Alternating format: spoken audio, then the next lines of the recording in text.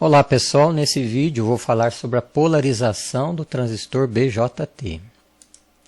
Bem, antes de começar a falar sobre a polarização, vou dar uma recordada aqui como funciona o transistor BJT. Neste exemplo aqui nós temos um transistor PNP e a base de funcionamento que é um transistor, o transistor BJT, ele tem uma grande corrente de coletor sendo controlada por uma corrente de base. Então, esta corrente de base, ela determina o valor da corrente de coletor lá em cima, que é bastante grande, né? A relação matemática entre a corrente de base e a corrente de coletor é esta aqui, e este parâmetro beta, este valor beta, determina quantas vezes a corrente de coletor varia em função da base.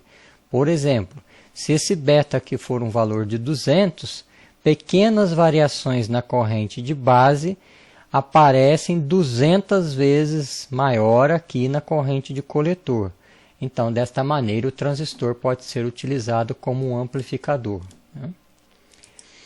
Bem, nós temos também dois tipos de transistores, o transistor PNP, que acabei de dar um exemplo, e temos a configuração do transistor NPN.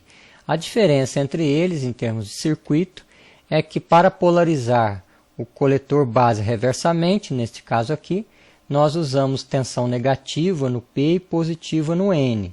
Para o transistor NPN é invertido, você coloca positivo no N, que é o coletor, e coloca um negativo na base. É a mesma coisa, né? Polarizar direto, enfim.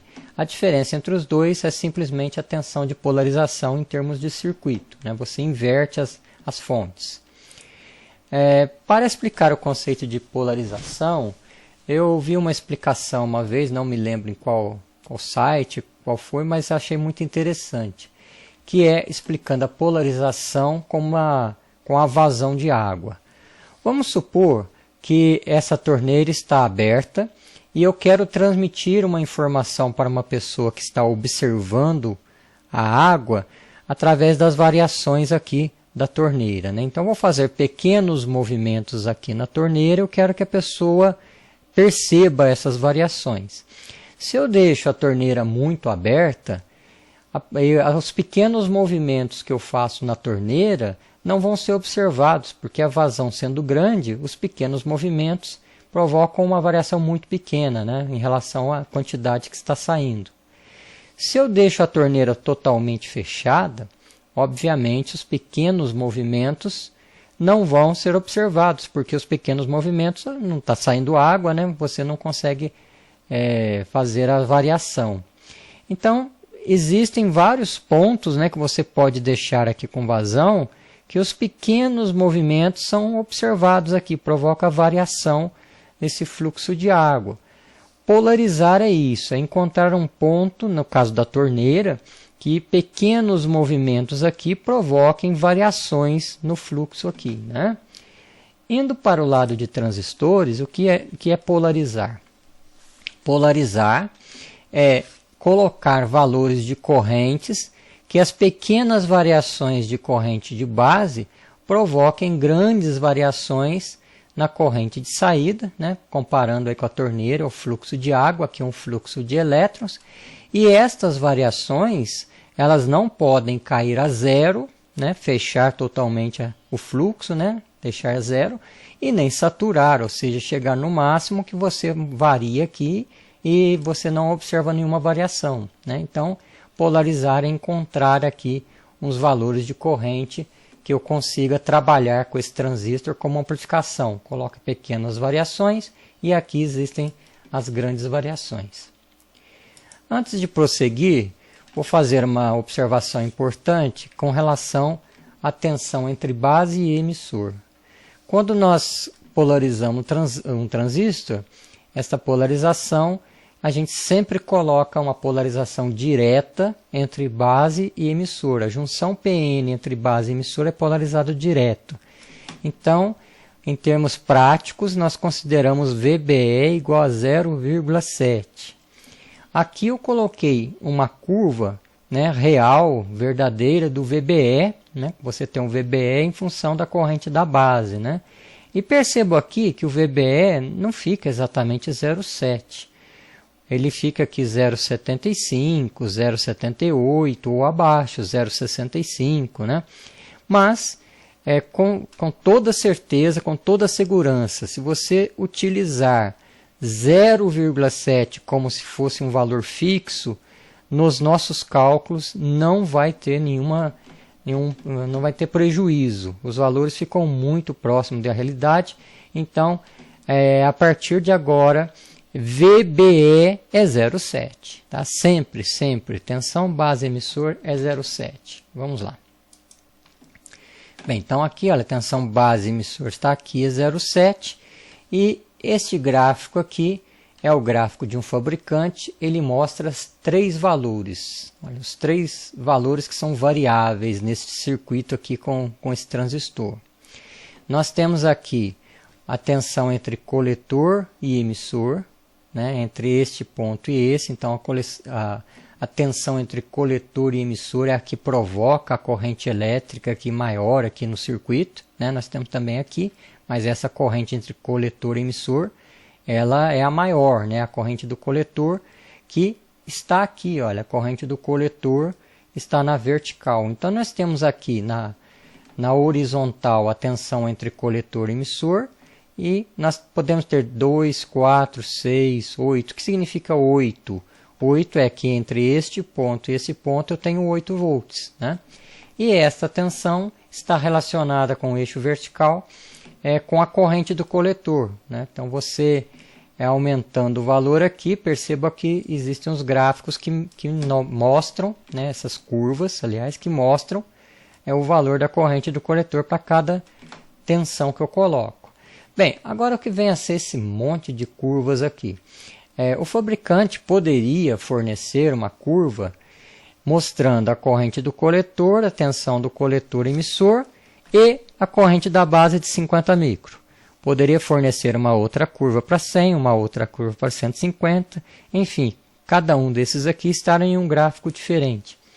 Mas é comum o fabricante fornecer em um único gráfico todas as curvas.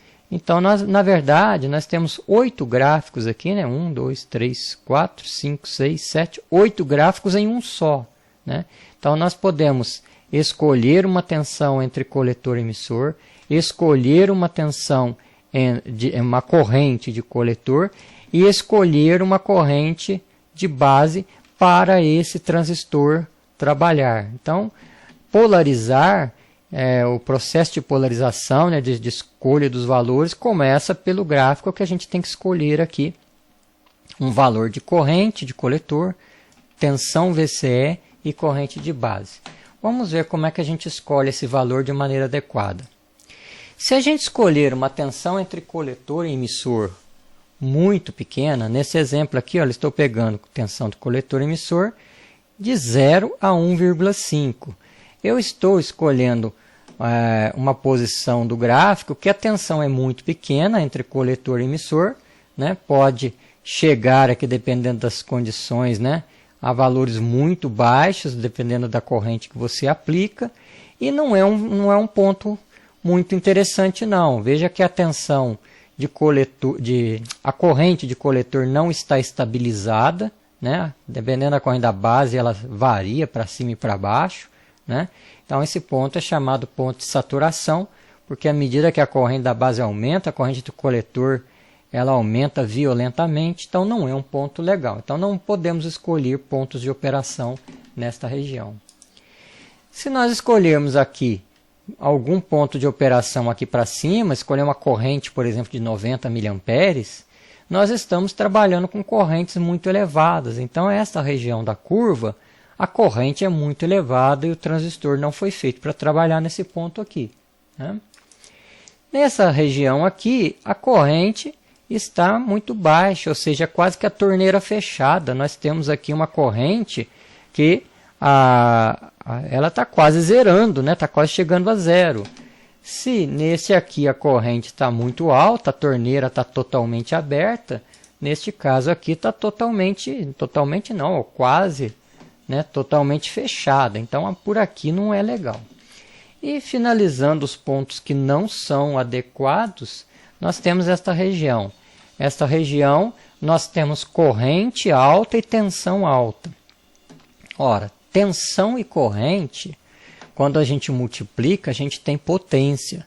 No caso do transistor, essa potência é dissipada em calor. Se a gente escolher algum ponto de operação nesta região, o calor vai ser grande, o componente vai trabalhar com uma potência muito alta e pode até danificar o componente, queimar, enfim, não é uma região muito adequada não. Então, resumindo toda a história, na curva nós devemos encontrar valores nesta região aqui. Aqui até muito alto, né? Não convém escolher não. Por aqui é um ponto legal para a gente escolher. Qualquer ponto aqui está bom para a gente polarizar o transistor. Neste exemplo eu escolhi aqui uma tensão VCE de 6 volts, uma corrente de 50 micro e nesse caso está uma corrente aqui de base de 200 micro. Nós não vamos utilizar esse valor, eu só grifei aqui para mostrar que isso vai acontecer. Nós vamos ter uma corrente de 200 micro, mas para efeito de cálculo nós vamos precisar da corrente de 50 mA, né, que eu estou considerando a de emissor também 50 mA, né, porque é muito próxima, e VCE igual a 6 volts. Vamos lá a um circuito. Esse circuito aqui é chamado de polarização base comum, né, onde a base está ligada, né, um circuito desse lado e o circuito desse lado aqui. A base é comum dos dois lados, né? Depois nós vamos ver um circuito chamado emissor comum, que é um pouco diferente. Mas vamos lá. Então, para polarizar o transistor, eu escolhi na curva lá 50 mA, escolhi 6 volts de VCE e só lembrando, ó, VBE é 0,7, né? Tensão entre base e emissor é 0,7. Eu escolhi também uma fonte de 10 volts, posso pôr qualquer valor aqui, né, que não seja muito elevado, escolhi uma fonte de 10 volts e aqui é de 15. Então, para polarizar os transistores nessa condição, neste 50 mA e 6 volts de VCE, o que é que eu tenho que fazer? Se eu escolher essa aqui 10 volts, eu tenho que calcular essa resistência, RE, né? Preciso calcular ela. Daí essa parte aqui fica calculado. Como é que eu faço o cálculo do RE? Eu uso a lei de Ohm. A lei de Ohm diz que a resistência é a tensão dividido pela corrente. R é igual a V dividido por I. Bem, mas qual é o V que está em cima desta resistência? Para calcular a resistência, eu preciso saber a tensão nela. Olha, eu tenho 10 volts aqui e aqui eu tenho uma queda de 0,7. 10 menos 0,7 dá 9,3. Então, matematicamente, eu escrevo aqui, olha, o RE é VEE, que é esta fonte, né, de 10 volts, menos o VBE, que é 0,7. Então, é essa tensão aqui. E a corrente que passa por esse resistor? Ora, a corrente que passa pelo resistor é a corrente do emissor, que é 50 mA. Então, está aqui, 50 mA.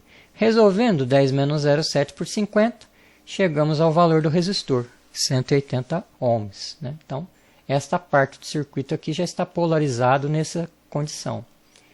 Bem, vamos do outro lado. Né? Do outro lado, nós temos um circuito também, que a corrente do coletor que entra aqui é 50 mA. Tem uma fonte de 15 volts que eu escolhi. Né? Posso escolher o valor que eu quiser aqui dentro de certas condições. Não vou colocar aqui 200 volts, né? Também não posso colocar aqui 1 volt, é muito pouco, né? Então, em torno de 10, 12 volts para esse caso aqui.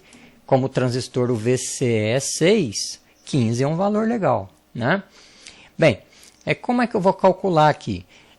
Você pode pegar o 15 volts, subtrair a queda de tensão que está aqui entre coletor e base, né? E achar a tensão que está na resistência, ou seja, esta tensão menos esta é o que está em cima da resistência aqui. Né? Bem, agora, como é que eu vou calcular 15 menos VCB? O VCB eu não tenho, eu tenho VCE, ou seja, eu tenho a tensão daqui para cá, eu não tenho esta aqui. Né? Porém, eu sei que daqui para cá é 0,7.